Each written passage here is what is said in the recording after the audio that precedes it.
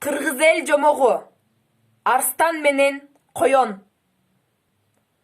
Калың токойдун четинде бир коён жашаптыр. Ал коркоктугунан айынан казып алган ийиненен алыс чыкчу эмес. Анан бир күнү коркуп ээнде жата берип, кантип күн атасынын көрү бир баатыр болоюн деп ошол замат ийинден алыс чыгат.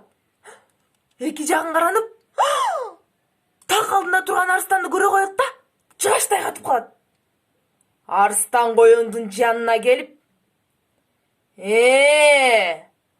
бакыран көзүм, колго түштүң эми сени жейин деп тиштерин кычыратат. Коён коркуп кантип кутулуштун арасын издеп, акыры арстанга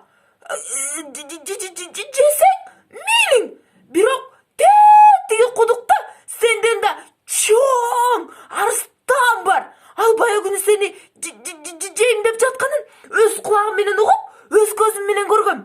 Обалы ошо менен беттешип көр, анан мени же. Мен эч кайда качпайм, сырттаным. Арстан чындап ачууланып, кана, кайсы жерде? Алып бар мени. Ушул эле кудукта, тигине. Арстан кудукка барып, өз сөлөкөтүн көрдү да. Эй, Арстан! Жетсем оңбой каласың! Жекеге! Деп кудуктан ылдый секирди. Шалп деп суу чачыраганда гана өзүнүн сөлөкөтүнө жана коёнго алданып калганын билип, катуу өкүнөт. Анан ошол кудуктагы сууга чөгүп өлөт. Анык мako экенсиң, Арстаным! Көрүшкөнчө!